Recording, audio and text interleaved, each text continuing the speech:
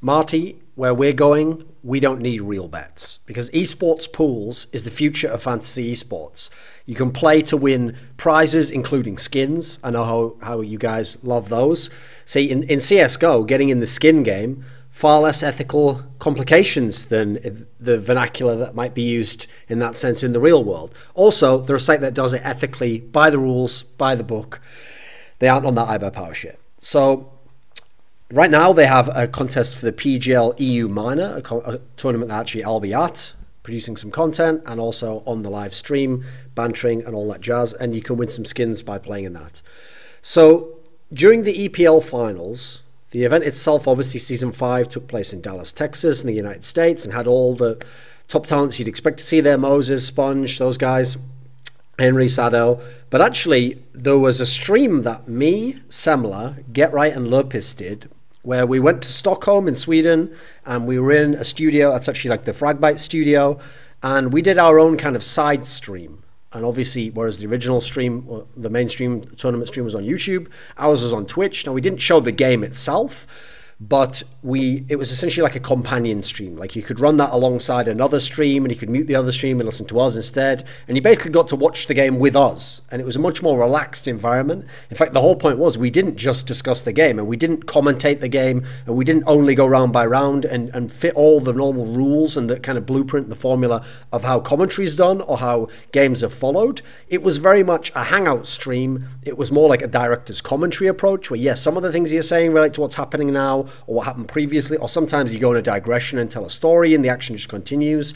Essentially, you're just hanging out with a bunch of guys who know Counter-Strike and who like to talk about it. I mean, actually, there's a great analogy for it, an analog for it, in Joe Rogan's Fight Companions that he does, where he gets a bunch of people who are experts about MMA and he sits around, they watch the fights, they comment on it, they tell stories. It's a similar kind of scenario. It's actually something where if I could find the time and get everyone in one place, I'd try and do that myself in esports. Just that's a real tough one to manage. That's why I think this stream approach was very good. And actually doing the stream, I didn't know what to expect coming into it or how it would play out necessarily. Although I knew we had a good bunch of people. Shame Anders couldn't get it, but I think Get Right, for a pro player, did a pretty good job of getting in there and being able to take the jokes, etc. But I actually thought when I was watching it, this shouldn't be a one-off. In fact, really, if we go forwards down the line, this is the future, to have a second stream like this. Yes, to have the main stream as we expect with commentators and a full desk setup and a host, and that'd be the thing that the majority of people would watch. Most of the casual fans would watch that. But to have a secondary stream, the costs are actually very simple. And I feel like if you had a stream like we had there, but you added in a picture-in-picture of the game, just so people could check where we are in the game and people were watching along as well, or have us picture-in-picture while they're watching the game on the full screen, I feel like that could be a fantastic alternate stream option to have. And that's the key thing. Whereas in this particular case, yeah, we were doing it on the Room on Fire Twitch channel. We weren't doing it as part of ESL or their broadcast on the streaming platform they were on. That's the issue there. Now, if we were going to do it for tournaments, hey, this would be on their stream, right? It would be on whatever streaming service they use. It would just be a secondary stream channel. So it wouldn't divide the stream traffic. All the traffic that is made would be counted into the tournament organizers' numbers. So I actually feel like it could increase viewership because we're adding an extra option here as to which you want to watch and what type of a game experience you want to have while you watch it. Because this would provide a very different experience, especially if it's something people did a lot, because it's very niche. Like, on the one hand, it's very personality driven, so if parts of the games aren't interesting or you've got the downtime while you're waiting for things to happen, you can actually go ahead and you can discuss more things and you can have jokes, keep it going. Entertainment can come from the personalities in much the same way as when it's the analysis desk for a bad game or a game that just isn't interesting. We add in a bit of spice, a bit of banter. Well, that's actually a problem that the game can sometimes have. If it's a boring game, people lose interest in the match itself and they're going elsewhere, they're coming back later. This keeps people engaged if they're interested in those personalities and they can get something out of it in that sense. Then in terms of the actual game analysis, obviously we can go a lot deeper than we can on the analyst desk.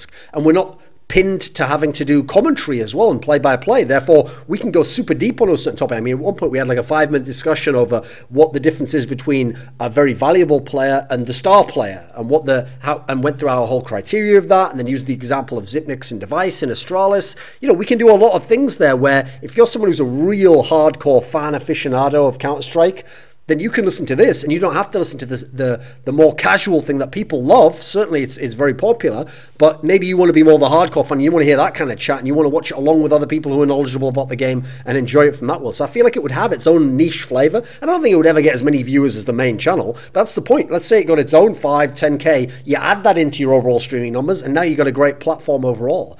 I also think another factor is you could do it the same way we did here. Don't fly us all to Brazil or to wherever it might be. I'm obviously, in my case, don't even attempt to fly me to Brazil. It ain't going to happen, mate. But don't fly us to wherever, Germany, whatever it is. Just put us in one location. Ideally, I'd say have it be the same location each time. And then, first and foremost, because it's done remotely, assuming people can do it the right hours, well, first of all, if there's any event in America, I prefer to be up late anyway rather than get them at 9 in the morning to do games. So it would make it a lot easier logistically to manage having different personalities coming into a Central European location. Most of us are from Europe anyway. Then you've got to consider, because it's taking less time and it's less of a struggle, even like you could just have it for the playoffs only, not in all the group stage games, there's going to be less burnout for casters and analysts and talent. Because at the moment, going and doing these big events, it takes a lot of strain, especially these 5, 6, 7 day long events and working long hours and having to be at the venue all the time. This would mean that some of these guys, yeah, they could do some of the events like that as their main, figurehead on the marquee name ones. But for the other events, they could take a back seat and do one of these ones, have it be more chilled out, have it be more fun, have a bit, be loosen it up a little bit, don't have to be as professional on camera. It would make the calendar, you could still earn money and do all the games and watch the tournaments, but without as much strain. It could give a bit of option even to the talent as well as to the tournament organizer. Finally, in that particular sense, it's also a way for tournament organizers to get other talent involved. Like, you don't have to always have the same talent on camera if you want to have a different vibe for yours, but you could have some of the other people on the alternate stream. And that's a key element where I also think this is a great concept, because you could have different talent lineups. You could have one where you go for more the banter approach. So it is like me, Semler, whoever else you want to have, Richard Lewis, someone, people who are famous for that. Or you could have one where you could have a lineup like we have for ECS coming up. You could have one where it's like Dazed, Yanko, Lurpis, and then you got try to go super deep in the game. Sponge, trying to get really down into the tactical elements and overviewing the game. Again, totally different flavors we could have there. And also, you can obviously change it up by who's available, who's actually already signed up to a tournament or doing another tournament elsewhere, and who has time off.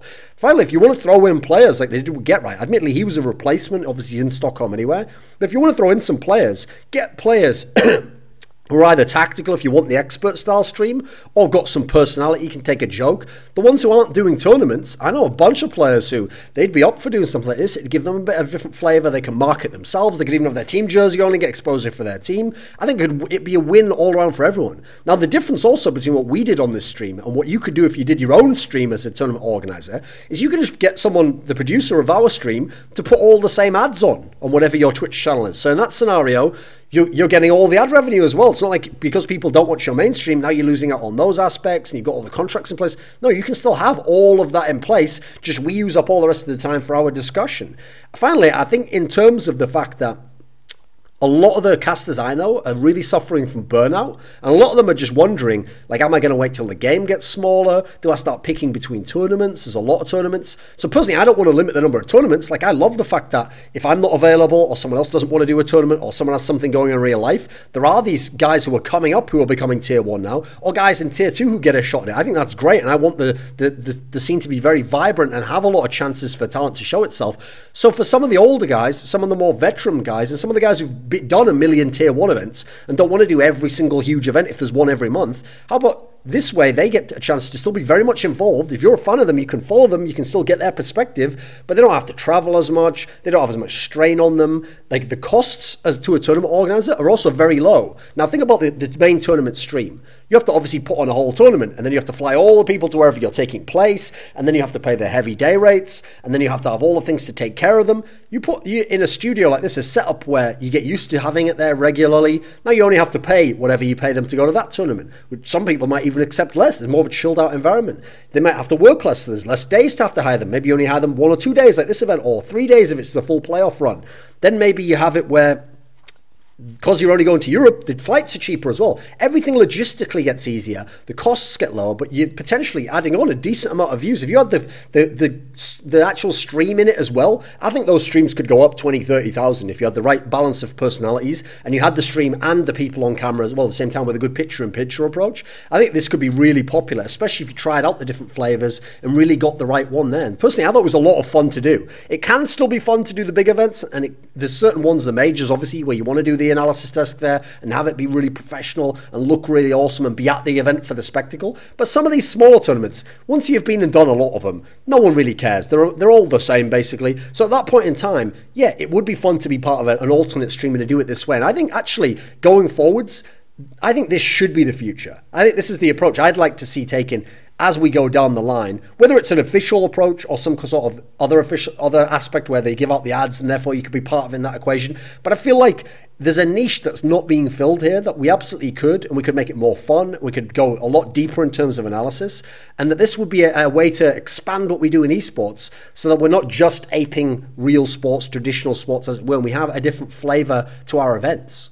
Hi, this is Gentride and you're watching Thorin's YouTube channel. What up guys, this is Jordan Gilbert. We work with the world's top pros to teach you how to take your game to the next level with constantly updated training content. When you're done watching and want to train or warm up, just a few clicks will put you in your preferred training mods like Deathmatch. But why warm up for a match on Mirage by getting shot in the back on Dust 2? That's why we built Duels, real fights and real maps. 1 minute in Duels is like 20 rounds of real CS. Exclusively available on Boomeo.com.